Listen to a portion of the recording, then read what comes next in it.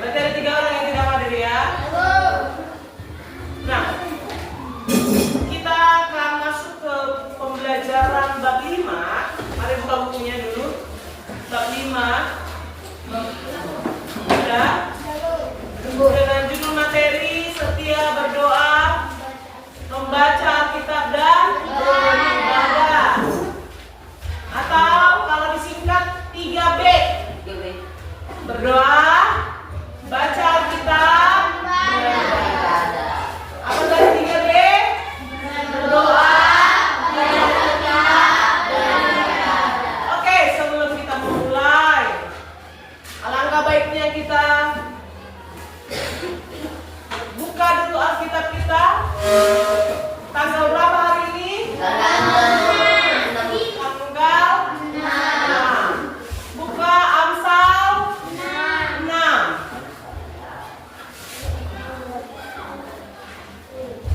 Amsal pasal yang ke-6.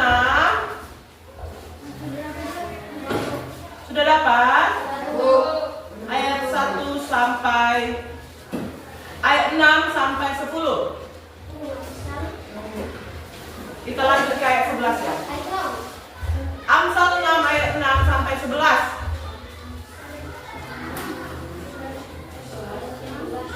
Sampai 11. Dapat? Kita baca secara bersama-sama. Itu ayat 6, kamu ayat 7, begitu seterusnya sampai ayat 11. Hai pemalas, pergilah kepada semut, perhatikanlah kelakuannya dan jadilah bijak.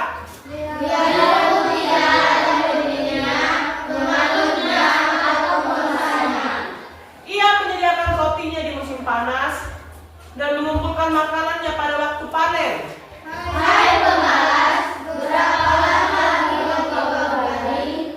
Bilakah engkau akan bangun dari tidurmu? Sebentar-sebentar tidur, sebentar-sebentar mengantuk, sebentar-sebentar melipat tangan untuk tetap berbaring. Maka datanglah kemiskinan kepadamu seperti orang penyerbu dan kekurangan seperti orang yang bersenjata. Oke, ayat yang kita baca ini mengingatkan kita akan pentingnya rajin, tidak malas. Kita diminta untuk belajar dari semut. Kenapa belajar dari semut? Semut itu naku bisa mengangkut 100 kali lipat beratnya dari badannya. Kalau kau tengok dia pernah bawa apa? Pecahan roti, badannya cuma segini. Rotinya besar, ya kan? Luar biasa. Kemudian semut adalah binatang yang tidak pernah tidur. Dia bekerja terus, mengumpulkan makanan, sehingga pada musim hujan mereka baru tidak bekerja, tidak pergi mencari makanan. Ya, kenapa? Dia takut terhanyut ya kan dengan air. Lalu apa yang terjadi jika kita malas? Di ayat 11 apa tadi katanya? Datanglah apa? Kemiskinan dan kekurangan. Kenapa ya aku miskin? Kenapa ya banyak kali kekurangan yang kualami? Ingat, kamu sudah rajin belum? Atau kamu sebentar-sebentar ngantuk, sebentar-sebentar tidur, sebentar-sebentar berbaring, gak bekerja? Nah itu dia. Kemiskinan, kekurangan akan datang kepada orang yang malas. Oke, kita berdoa. Mari kita berdoa. Kami bersyukur Tuhan buat firman Tuhan yang boleh kami baca hari ini, mengajarkan kami untuk menjadi anak yang rajin. Bantu kami untuk meninggalkan sifat malas kami ya Tuhan. Tolong kami yang masih belia ini. Dan kami akan belajar bagaimana untuk setia berdoa, membaca Alkitab dan beribadah. Mampukan kami Tuhan untuk mengerti pembelajaran hari ini. Di dalam nama Yesus kami berdoa. Amin. Oke, nah, adapun yang menjadi tujuan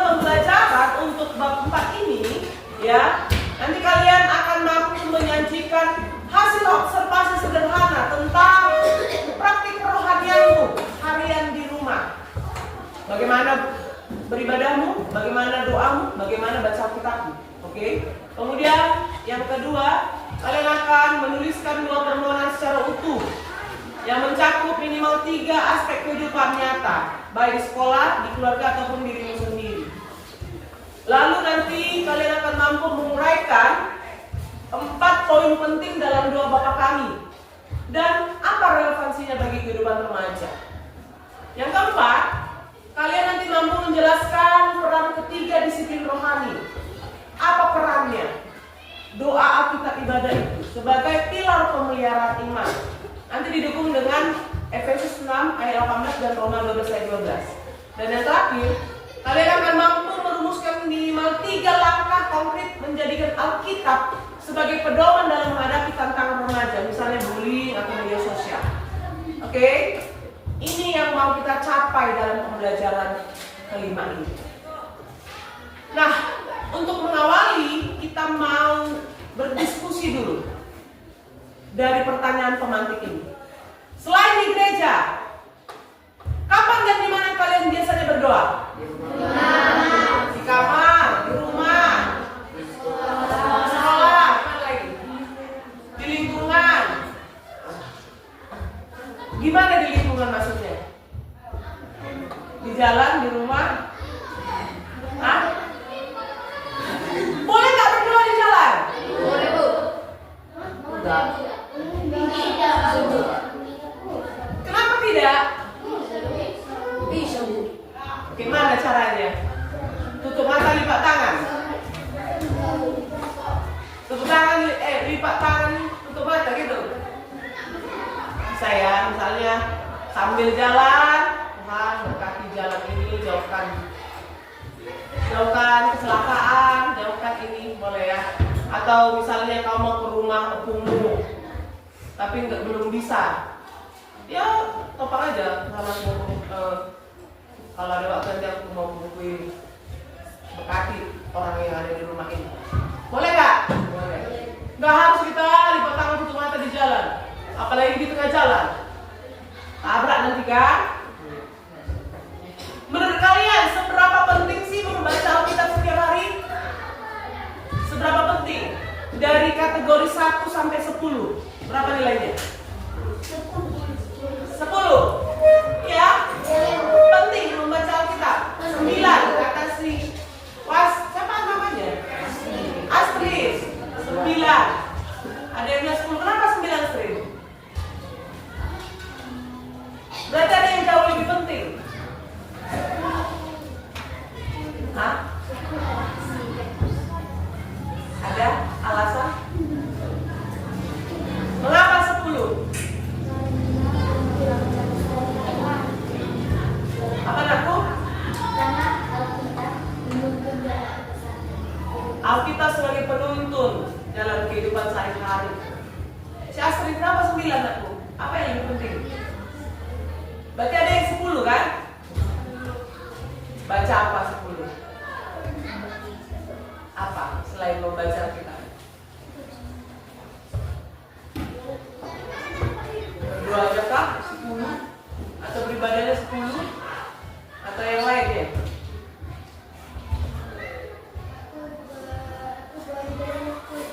Oh, si Astrid bilang beribadahnya 10, baca Alkitab 9. Oke. Itu jawabannya ya. Yang ketiga, apa yang kalian cari saat beribadah? Mau di rumah ataupun di gereja? Kan ada nih orang beribadah supaya dapat berkat.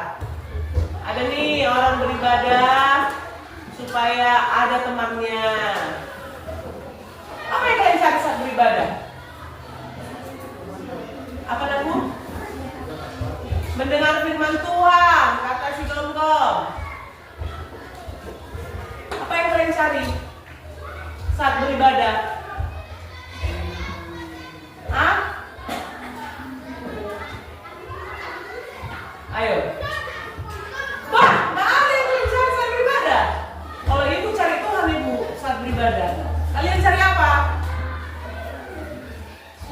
Hah? Cari berkat. Oh, jadi kamu ke gereja supaya diberkati gitu. Bukan karena sudah diberkati dulu kita, maka kita beribadah. sudah diberkati dan pengen berkat lagi. Wah, luar biasa ya. Ya, kita nanti luruskan motivasi-motivasi kita. Mengapa kita harus berdoa, baca Alkitab dan beribadah. Oke, kita observasi dulu diri kita. Praktik kerohanian yang kita lakukan di rumah selama 3 hari ini. Mulai dari hari Jumat, Sabtu, Minggu. Berdoa. Ya atau tidak? Ya. Kapan waktunya? Pagi atau malam? Pagi. Buat. Membaca Alkitab hari Jumat. Ya atau tidak? Ya, betul. Berapa ayat? Atau berapa pasal? Kalau buat 2 pasal, 2 pasal. 2 ayat, 2 ayat. Oke. Beribadah hari Jumat. Ya atau tidak? Tidak. Kalau tidak, berarti buat apa kendalanya? Apakah terlalu sibuk urusan sekolah? Beribadah di sini bukan hanya di gereja ya. Beribadah keluarga, beribadah pribadi di rumah, ya. Kemudian hari Sabtu bagaimana? Hari Minggu bagaimana? Ayo selesaikan observasi ini tentang praktik kerohanianmu. Ibu kasih waktunya 10 menit. Sendiri-sendiri, karena ini praktik kerohanian pribadi ya. Selama 3 hari, buat tabelnya. Kelihatan ya nak? Ya kan? Waktunya kapan? Berapa ayat atau pasal? Kemudian jenis ibadahnya, misalnya ibadah remaja, ibadah keluarga, ibadah pribadi gitu ya. Terus misalnya ada salah satu kata tidak atau tiga-tiganya tidak, kenapa alasannya? Apa kendalanya? Apa tantangannya? Nampak yang aku atau ibu pusatkan ya?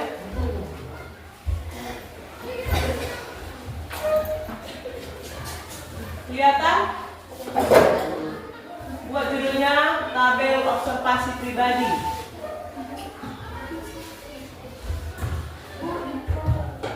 Di buku latihan boleh.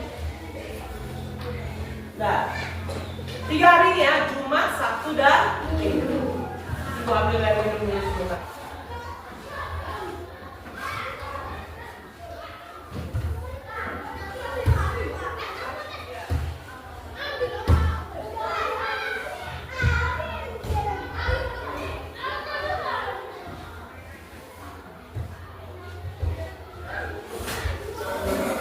Ada yang sudah siap?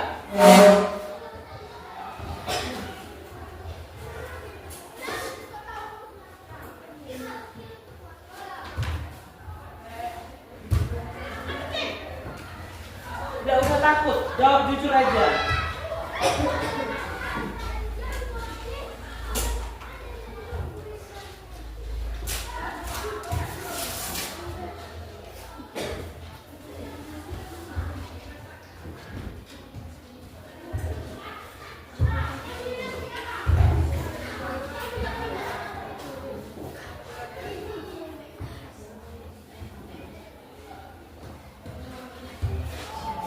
Gimana?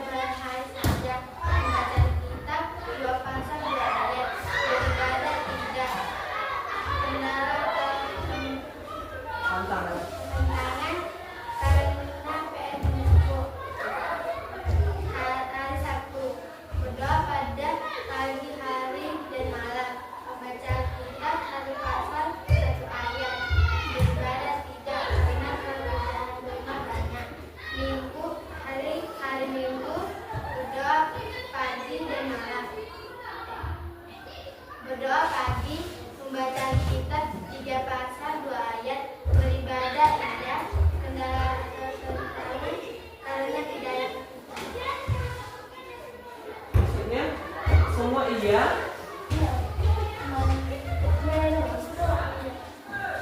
Oh, kalau semua iya, kendala atau tantangannya nggak usah dibuat, gitu ya.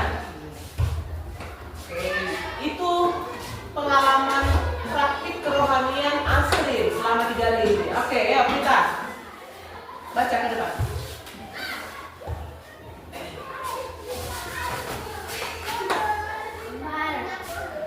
Kenapa gitu kakinya Yohan?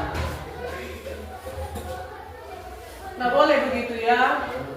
Kalau jatuh dia tadi kepalanya ke bawah berdarah.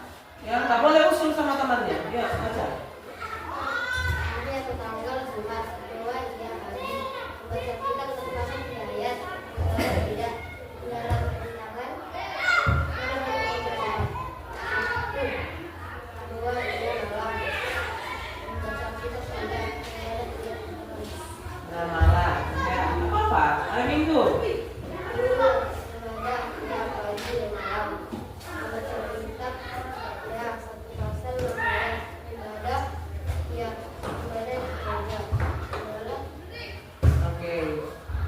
Itu hasil praktik kerohaniannya. Luar biasa. Silakan duduk.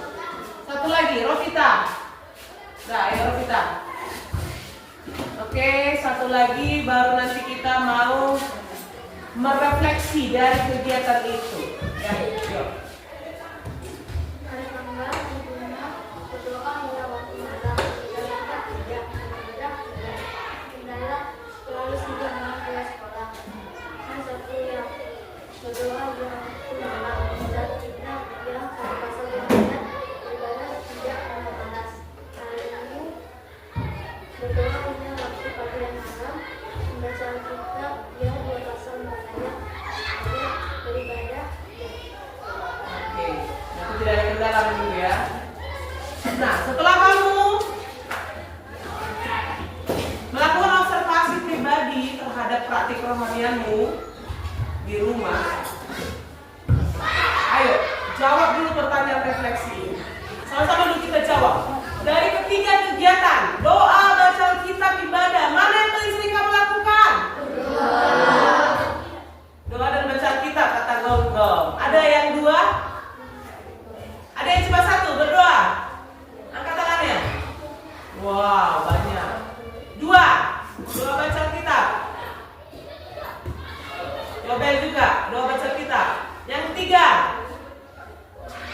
doa baca kitab beribadah. Ada 1, ada 2 ya. Mengapa kamu lebih sering berdoa? Karena lebih mudah, kata si Pita. Apa lagi? Hah? Karena sudah terbiasa. Iya kan?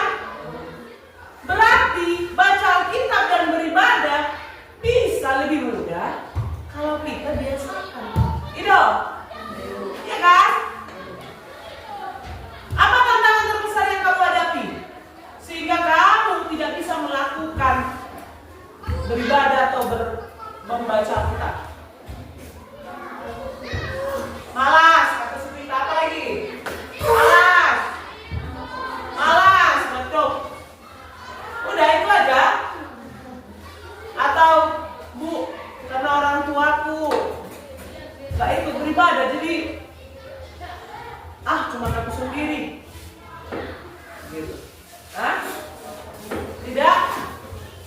Orang tua di rumah gimana? Beribadah kah?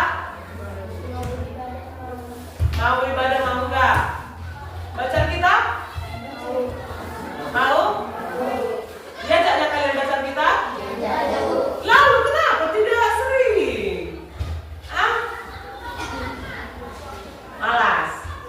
Rasa gak penting? Waduh. Nah, apa yang mau kalian tingkatkan dalam minggu ini? Baca kitab, berdoa, membaca kitab, apa lagi? Beribadah. Bagaimana caranya?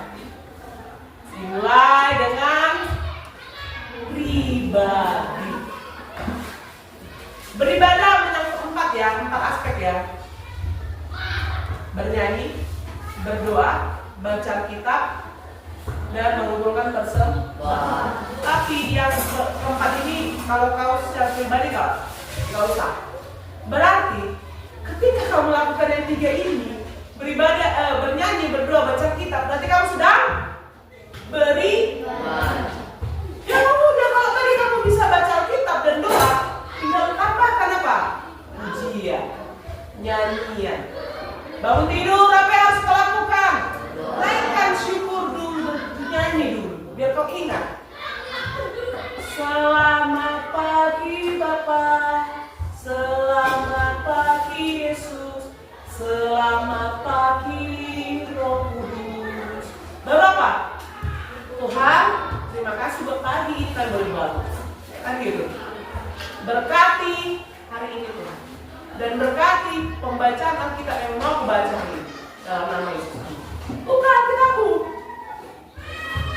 Gak sampai itu 10 menit, 15 menit. Kamu sudah melakukan yang namanya ibadah. Yakin ibu, ketika kau naikkan suaramu bernyanyi, orang tuamu di kamar sebelah pasti mendengar dan tersadar. Dan kalau sering kamu lakukan, apa yang terjadi? Pasti dia akan bilang apa? Ayolah, beribadahlah kita pagi ini. Sama seperti anak ibu Samson. Setiap pagi ibu sama suami berdoa. Hari Sabtu dan hari Minggu, hari pagi dia bilang apa? Mak, ayo berdoa. Ayo bang. Berarti apa? Teladan yang kita berikan menunjukkan minat terhadap orang yang melihat. Mak, ayo berdoa, ayo. Langsung dia lipat tangannya. Padahal sebelumnya kami ajak dia tidur gitu kan. Tapi giliran dia bangun sendiri, mak, ayo berdoa. Orang tua juga begitu nakku. Ketika kalian sebulan ini full kalian nyanyi, baca kitab, berdoa, pasti apa?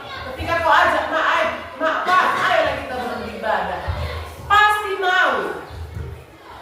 Karena ditengoknya sekarang sudah memberikan teladan. Oke, ya. Jadi yang perlu kalian tingkatkan tadi apa? Ada yang bilang baca kitabnya, ada yang bilang doanya, ada yang bilang ibadahnya. Oke. Nah, doa Bapa kami sama-sama dulu kita sebutkan 1, 2, 3 ya.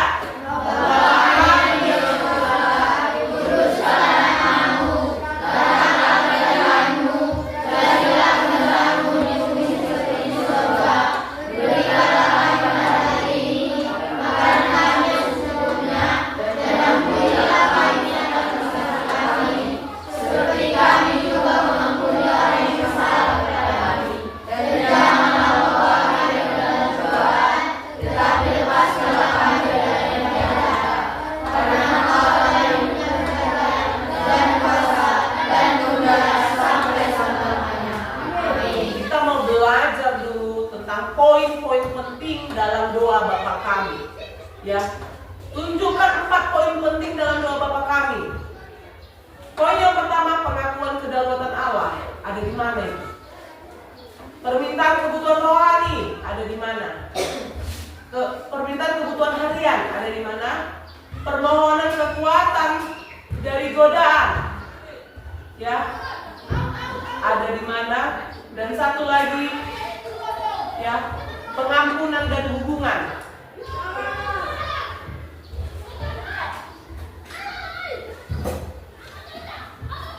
Pengampunan dan hubungan dan permohonan kekuatan dari godaan. Kalau kita lihat, Ibu kasih contoh ya. Pengakuan kedaulatan Allah ada di mana tempatnya? Di mana? Bapa kami di surga, dikuduskanlah namamu, datanglah kerajaanmu, jadilah kehendakmu di bumi seperti di surga.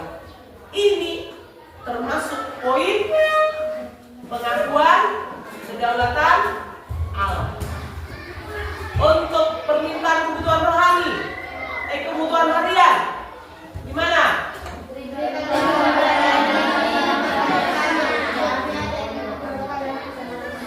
Sampai mana dia? Secukupnya. Pengampunan dan hubungan. Gimana?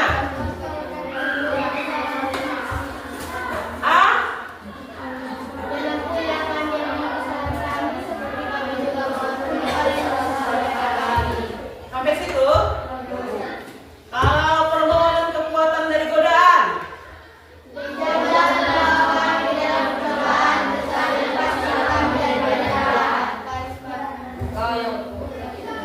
ini karena kalian punya kerajaan ini dan kuasa ini sama dengan pengakuan kedaulatan Allah. Oke.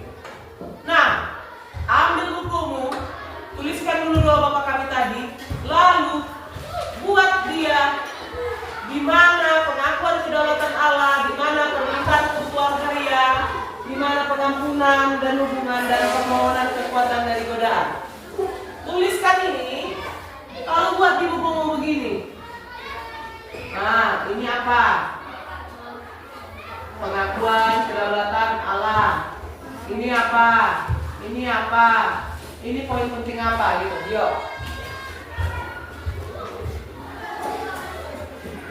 Tunjukkan 4 poin pentingnya tadi. Ini dulu tulis, nanti Ibu kasih tunjuk 4 poin penting itu apa.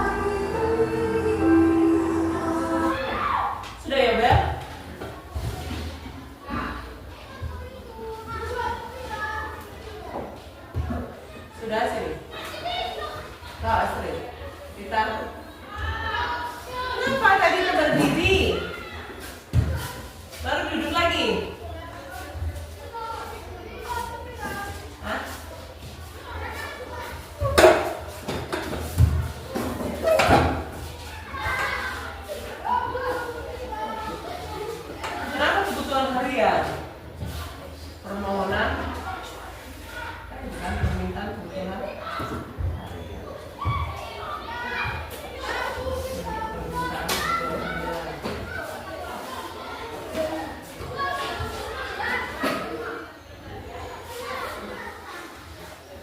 Oke, good job. Nah, kita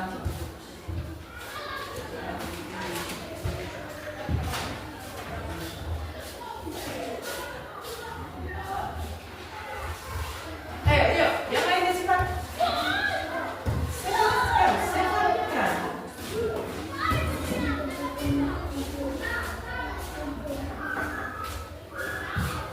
Astrid.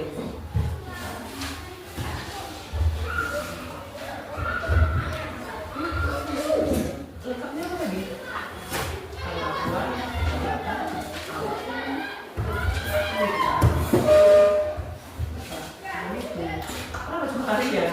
permohonan, permintaan, kebutuhan, pengampunan dan hubungan. Begitu. Permohonan apa tadi? Perbuatan dari godaan. Kan lengkap nak?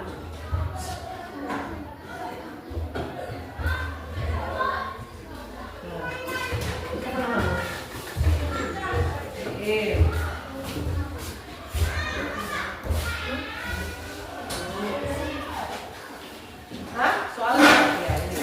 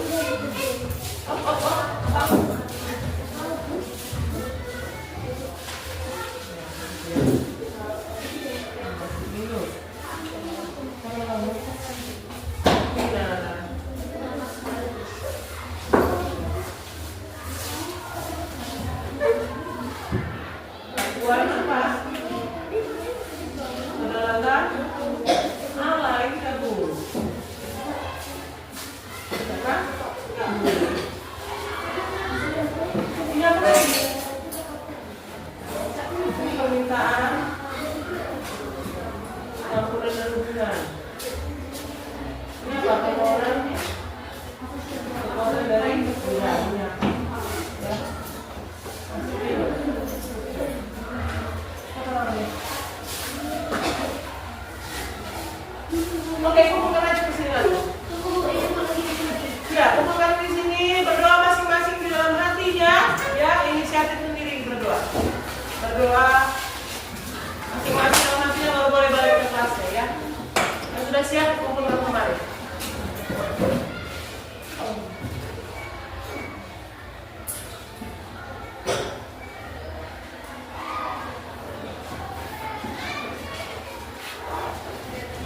letakkan di mana.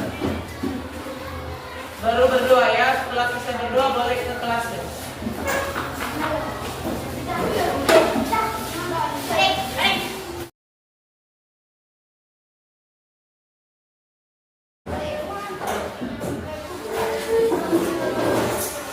Oke baik, shalom.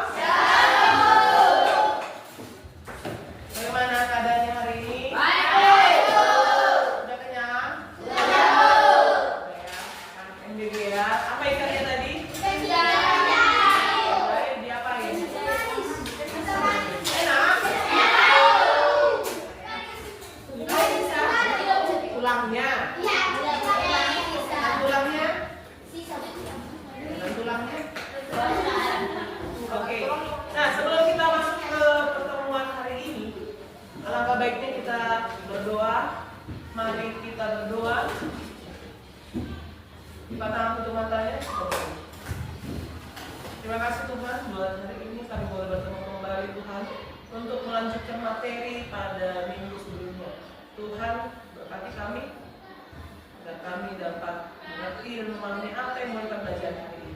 Di dalam nama Yesus kami berdoa. Amin. Amin. Oke, kita lanjut ya. Nah, kita mau diskusi dulu. Kelompok besar itu berarti semua ini, ya.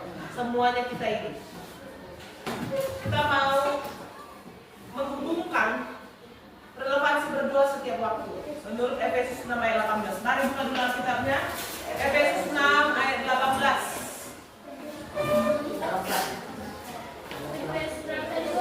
6 ayat 18. Sama-sama kita baca 1, 2, 3. Ya. Dengan segala doa dan permohonan berdoalah setiap waktu di dalam Roh dan berjaga-jagalah di dalam doamu itu dengan permohonan yang tak putus-putusnya untuk semua orang kudus. Yang perlu digarisbawahi di situ adalah berdoalah setiap waktu. Pertanyaan untuk kita diskusikan. Dalam rutinitas padat kalian, sekolah lah, eskul ada ya, eskul pramuka ya kan? Yang main media sosial lah, main game lah. Bagaimana cara praktis, cara yang termudah kalian bisa berdoa setiap waktu tanpa harus mengganggu aktivitas kalian yang padat itu? Berikan satu contoh sederhana. Kalian kan banyak kegiatan nih, ya. Bagaimana cara kalian berdoa setiap waktu? Ayo berikan dulu contohnya. Hah? Meluangkan waktu sebentar. Oke, meluangkan waktu sebentar, Ibu Kakak. Yang lainnya? Bagaimana? Apa bisa dalam kegiatan yang padat ini kita berdoa? Bisa? Gimana caranya? Dalam hati. Oke, mantap. Lagi? Hah? Gimana? Berbicara dengan Tuhan dalam setiap kegiatan kita. Lagi, misalnya nih, lagi eskul pramuka. Bagaimana caranya? Saat teduh. Berarti waktu lagi berbaris, tunggu dulu. Aku lagi saat teduh. Begitu? Artinya gimana? Tadi berbicara dalam hati, berbicara dengan Tuhan dalam hati pada waktu luar. Bisa nggak gitu ya? Bisa? Bisa. Kita lihat. Cara praktis berdoa setiap waktu disebutlah namanya doa kilat atau doa jeda. Jadi doa ini doa yang singkat dan dapat kita lakukan di mana-mana, di sela-sela kegiatan kita, tanpa harus tutup mata atau bersuara yang keras. Karena kalau berdoa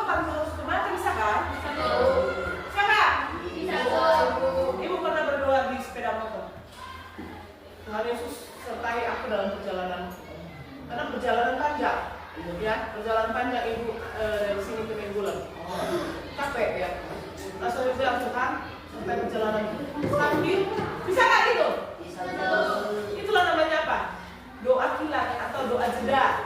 Tadi kata temanmu di waktu yang luang, ya. Misalnya ketika kalian berjalan dari satu kelas ke kelas lain, ucapkan apa di dalam hati seperti yang dibilang dia, berbicara dengan Tuhan di dalam hati. Apa ucapnya? Tuhan sertai langkahku dan fokuskan pikiran. Nah, ketika lagi nunggu guru, ya kan, nggak mesti harus tutup mata lipat tangan. Apa yang harus kau ucapkan dalam hati? Ya Roh Kudus atau ya Tuhan, tolong aku memahami pelajaran ini. Pernah nggak kalian bilang begitu sama Tuhan? Bisa. Pernah? Itulah dia berdoa setiap waktu. Waktu Yulma.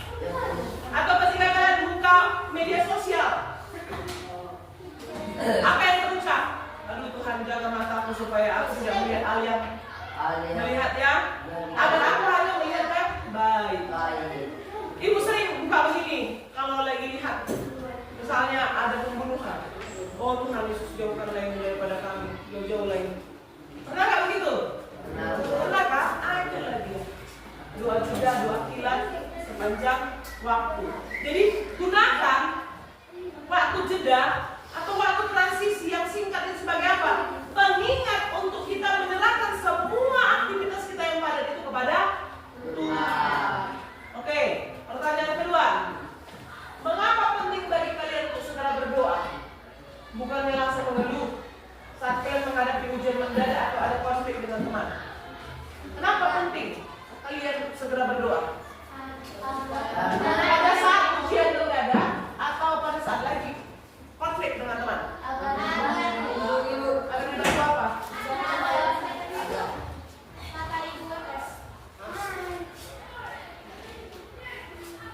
Ya anakku, ketok dulu pintunya ya.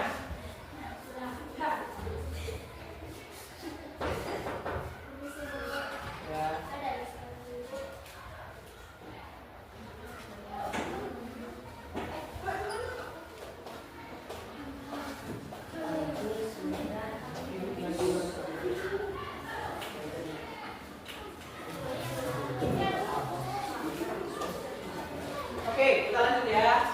Mengapa penting kita berdoa, langsung berdoa daripada kita mengeluh ketika ada ujian mendadak atau ketika konflik dengan teman?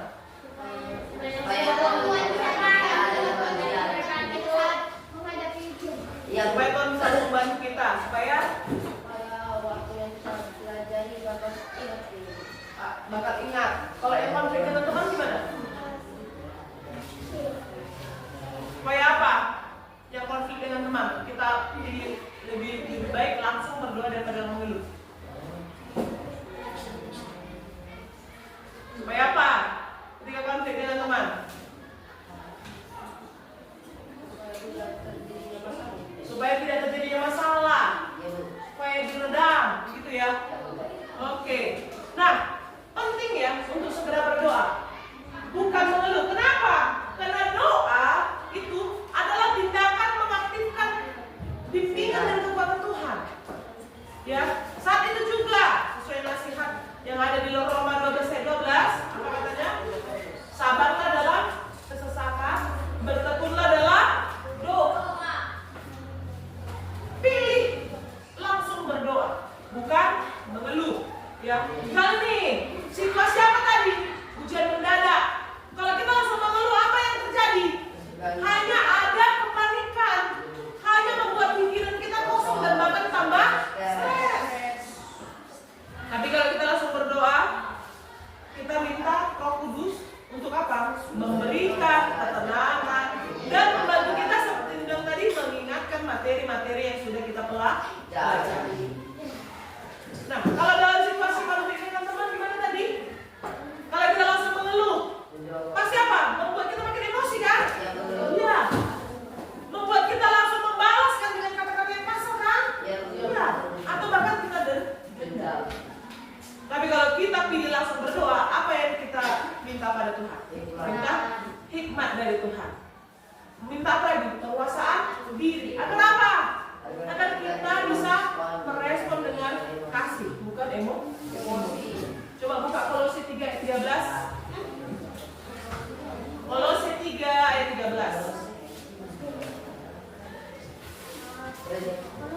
Kolose.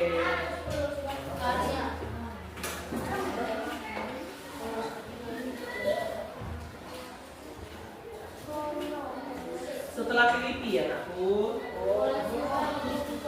ayat 13. Sama-sama kita baca 1-2 ya. Sabarlah kamu seorang terhadap yang lain, dan ampunilah seorang akan yang lain. Apabila yang seorang mempunyai keluhan terhadap yang lain, sama seperti Tuhan telah mengampuni kamu, terbuatlah juga demi seperti itu ya. Pilih langsung berdoa. Apa yang terjadi? Pilih langsung berdoa, bukan langsung mengeluh. Oke. Nah, kita diskusikan lagi terkait dengan relevasi bertekun dalam doa sesuai Roma 12 ayat 12 yang tadi kita baca. Kalian pasti pernah berdoa untuk sesuatu yang belum dijawab Tuhan. Misalnya nilai ulangan, kesembuhan. Dari tadi ibu perhatikan kamu bicara aja terus kan, sepele kan. Setiap kali kita masuk, kamu bukan yang perempuan, ya. Jadi catatan bersama kita ya. Nah, misalnya ketika nilai ulangan, kesembuhan, orang tua atau agar teman berubah, kita pernah berdoa tapi belum dijawab oleh Tuhan. Kapan biasanya kalian ingin menyerah dalam berdoa? Dan apa yang bisa kalian lakukan untuk bertekun di dalam doa itu? Biasanya kapan? Biasanya ketika melihat apalah, sampai udahlah, nggak usah lagi aku berdoa. Kalau menyerah kan ketika contohnya Tuhan itu nggak mengabulkan doa kita karena sampai diri kayaknya nggak dikabulkan Tuhan. Berarti ketika misalnya kesembuhan orang tua, ketika orang tua kita langsung sembuh, langsung stop kita berdoa. Harusnya enggak, tapi kadang mau menyerah kan? Iya kan? Nah, apa sih yang bisa membuat kalian jadi bertekun dalam doa saat itu? Apa? Apa yang membuat kalian bisa bertekun saat itu dalam doa? Misalnya kesembuhan orang tua nggak sembuh, kau mau menyerah tapi udahlah aku harus berdoa terus. Kenapa kau berdoa terus? Berarti ada apa di situ? Ada harapan, iya nggak? Berarti kau masih tetap berharap sama Tuhan kan? Nah, itu dia. Jadi biasanya orang-orang berhenti berdoa, menyerah, itu karena waktu tunggunya terlalu lama. Lama kali Tuhan udah berdoa berkali-kali tapi kayaknya nggak didengar Tuhan lah ini. Atau hasilnya berlawanan. Ketika orang tua kita misalnya sakit, jadi makin lemah atau jadi meninggal, kita langsung, aku berharap Tuhan sembuh, tapi kenapa Tuhan kasih ini? Akhirnya stop, menyerah. Ya kan? Nah, jadi apa yang bisa kita lakukan untuk bertekun saat itu? Yang pertama, ganti fokus doamu. Ya, mulailah berdoa untuk apa? Meminta kekuatan dan kesabaran untuk menghadapi keadaan itu. Misalnya, kalian berdoa selama ini hanya agar nilai kalian naik cepat. Ganti dengan apa? Berdoa agar diberikan ketekunan belajar. Itu dia. Tuhan, aku mau nilaiku 100 semua. Tapi kau tidak tekun belajar, gitu. Berarti ganti topik doanya. Tuhan, berikan aku ketekunan untuk belajar. Kalau orang tua, misalnya, Tuhan, sembuhkan orang tua. Diganti dengan apa? Tuhan, tunjukkan kami pengobatan yang terbaik untuk orang tua. Bisa nggak? Bisa. Ya. Kemudian, apalagi yang membuat kita bisa bertekun dalam doa? Bisa mulai dengan menulis doa-doa. Kalian tulis di buku jurnal atau di buku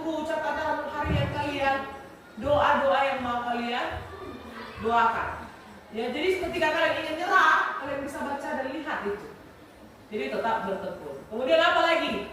Yang terakhir, cari teman untuk berdoa. Ya, bagikan permohonan itu kepada satu orang dewasa atau teman kalian yang kalian percaya. Lalu minta mereka untuk apa? Turut mendoakan kalian. Bantu dalam doa, orang tuaku begini. Nanti pun juga dia akan mengingatkan lagi. Bagaimana udah semua orang tuamu berdoa lagi kita ya. Pasti itu. Ya. Jadi apa tadi yang pertama supaya kita bertekun dalam doa? Ganti fokus doamu. Tulis doamu. Cari teman doa. Oke. Nah, bagaimana ketekunan dalam doa bisa melatih kesabaran dan kepercayaan kalian kepada Allah? Bahkan saat keadaan terlihat tidak berubah. Apakah ketekunan kalian dalam doa bisa melatih kesabaran dan kepercayaan kalian kepada Allah? Bisa? Bagaimana caranya? Hah? Bagaimana? Ya. Lihat kemarin. Bahwasanya ketekunan mengajarkan kita bahwa Tuhan itu tidak sama dengan waktu kita. Waktu Tuhan tidak sama dengan waktu kita. Ketika kita terus berdoa, meskipun belum ada jawaban, kita sedang berlatih diri untuk apa? Menerima kontrol Allah, atau kita belajar melepaskan apa? Keinginan kita untuk mengatur waktu dan hasilnya dan menyerahkan kendali sepenuhnya kepada Tuhan.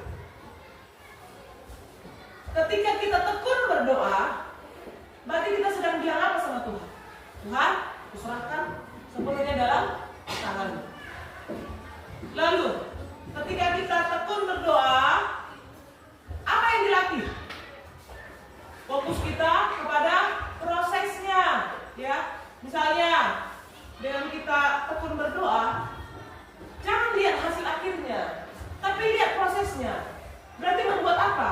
Membuat kita semakin dewasa, membuat kita semakin tenang, ya. Sebelum Tuhan mengubah keadaan kita lewat doa kita. Nah, jadi bertekun juga dalam doa, ya. Bukti bahwa kita mempercayai Allah, mempercayai karakternya. Kenapa bertekun dalam doa bisa mempercayai karakter Allah? Karena kita pegang janji Tuhan lewat doa-doa kita. Kalau kamu baca ayat Alkitab yang bilang begini, mintalah maka kamu akan menerima, ya kan? Ketuklah maka carilah maka kamu akan mendapat, dan ketuklah maka pintu akan dibukakan. Artinya apa? Ketika kita meminta, maka kita akan menerima. Itu yang kita pegang, bahwa ketika aku minta pasti aku akan menerima. Ketika aku mengetuk, maka pintu akan dibukakan. Ketika aku mencari, maka aku akan mendapat. Ya. Jadi bertekun dalam doa membawa kita untuk memegang janji Allah dalam hidup kita.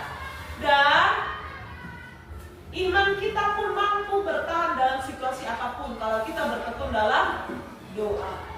Ya. Ketika setiap kali kamu memutuskan untuk berdoa, satu kali lagi meskipun kamu kecewa, kalian sedang menunjukkan iman yang kuat, sama seperti tadi. Oh, gak sembuh-sembuh orang tuaku ini ya, tapi kau terus berdoa. Berarti imanmu sedang apa di sini?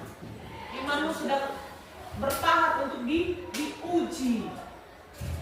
Sekali lagi aku berdoa. Adanya pengharapan di sini. Teruslah aku berdoa.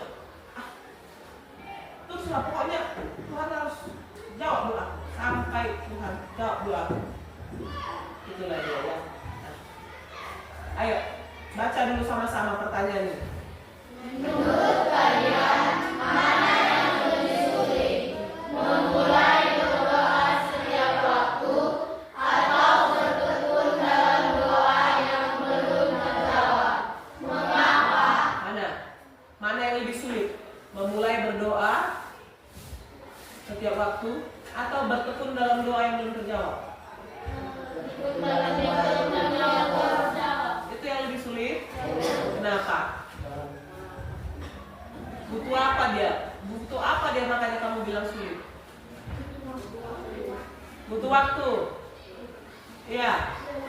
Butuh waktu bagaimana itu? Waktu yang lama dan konsisten, ya kan? Oke, kita lihat. Nah, jadi memulai untuk berdoa setiap waktu itu sulit aku, karena butuh disiplin. Tapi yang lebih sulit adalah bertekun dalam doa yang belum terjawab. Karena apa? Karena butuh iman yang mendalam. Ya, jadi memulai adalah langkah pertama. Memulai berdoa setiap waktu itu langkah pertama. Tetapi bertekun adalah ujian sejati yang terus akan mematangkan karakter kita di dalam Kristus. Jadi jawabannya, lebih sulit mana? Memulai berdoa setiap waktu itu sulit, karena butuh disiplin, ya kan? Tapi yang lebih sulit adalah bertekun dalam doa yang belum terjawab. Karena membutuhkan apa?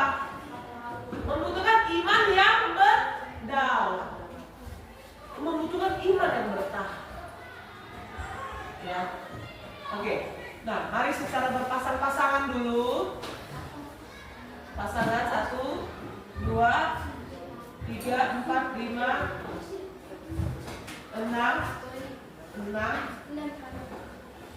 1, 2, 3, 3 pasang ya. 1, 2, 3, 3 pasang. 1, 2, ini kalian bertiga aja. Kalian berdua. Jelaskan dengan mengutip Efesus 6 ayat 18 dan Roma 12 ayat 12. Mengapa doa, baca Alkitab dan ibadah disebut 3 pilar utama untuk memelihara iman? Ayo, berpasangan dulu.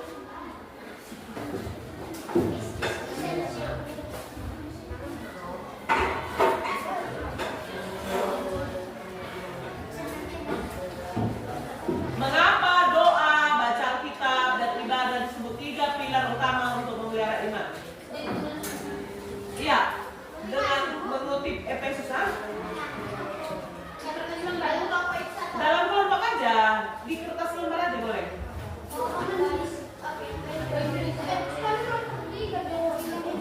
Mengapa doa, Alkitab, ibadah itu disebut 3 pilar utama? Pilar utama itu adalah fondasi. Fondasi utama kita, atau fondasi dasar, sebagai dasar untuk memelihara iman. Ya.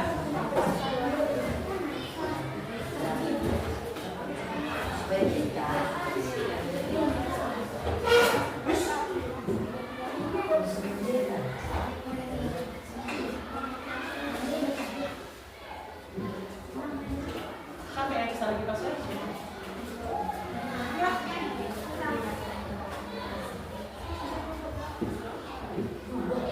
Sudah?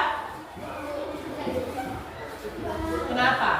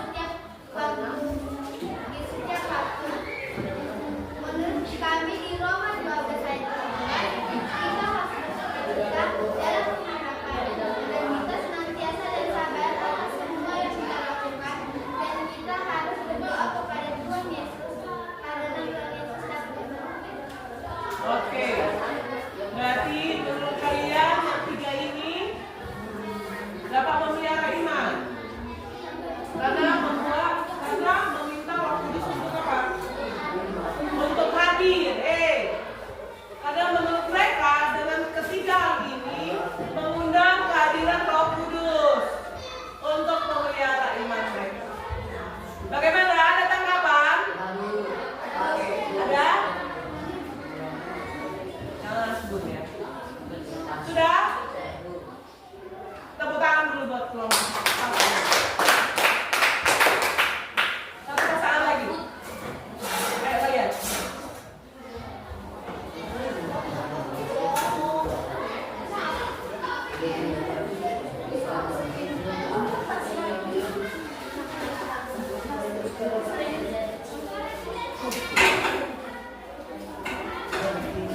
Ayo, silakan.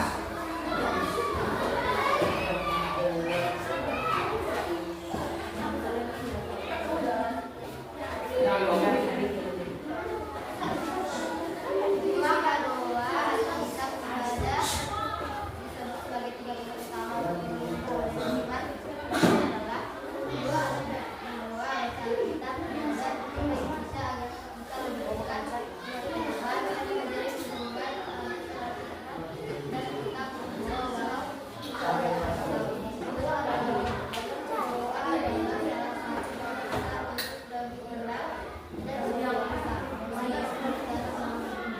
Oke, perhatikan. Mereka katakan bahwa ketiga ini membuat mereka semakin dekat dengan Tuhan, sehingga iman mereka dapat berpelihara. Ada yang menanggapi? Tidak ada. Cukup pas. Kita dulu buat pasangannya. Oke.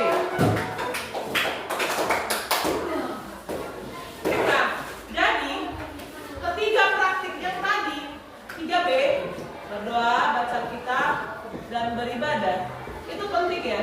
Kenapa penting? Seperti yang Ibu bilang kemarin, bahwa ketiga hal ini adalah makanan rohani kita. Tubuh kita terdiri dari jasmani dan rohani. Kalau jasmani itu tadi kita udah makan MBG. Rohani kita harus makan 3B. Berdoa, baca kitab, dan beribadah. Ya. Jadi ketika kita lakukan ketiga hal ini, Yobel, maka kebutuhan rohani kita terpenuhi. Sehingga apa? Sehingga perlahan-lahan bersama-sama membentuk pertahanan, membentuk pertumbuhan apa? Iman yang kokoh. Doa, kita berkomunikasi langsung dengan Allah. Ibadah, itu bukan hanya ritual hari Minggu saja, tapi menjadi wujud komitmen kita mempersembahkan hidup kita sepenuhnya kepada Tuhan. Baca Alkitab adalah fondasi di mana doa dan ibadah berdiri. Baca Alkitab berarti kita mendengar apa di situ? Mendengar suara Tuhan. Yang berbicara adalah Tuhan. Jadi ketiga hal ini saling melengkapi. Doa memastikan kita terus berkomunikasi dengan Tuhan. Alkitab memastikan komunikasi dan ibadah kita didasarkan kepada kebenaran. Dan ibadah itu termasuk ketaatan, termasuk pelayanan, memastikan iman kita diwujudkan dalam tindakan nyata. Jadi dengan menyeimbangkan ketiga pilar ini, kita sebagai orang beriman dapat memelihara iman agar apa? Tidak goyah dan terus bertumbuh. Ketiga hal ini nggak bisa dipisah, ya. Udahlah aku berdoa aja, nggak bisa. Imanmu nggak kokoh nanti. Oh aku baca kitab aja, nggak bisa. Oh aku beribadah aja, kalau berdoa baca kitab, nggak bisa. Ketiga hal ini harus sama-sama kau lakukan, ya, untuk memelihara imanmu. Oke, mari buat doa kita dulu. Apa?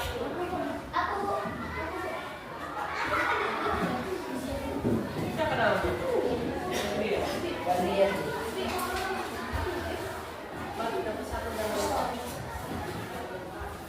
Tuhan kami yang ada di surga, kami telah menyelesaikan pelajaran kami sebagai pelajaran kami ini berubah kepada kami Tuhan.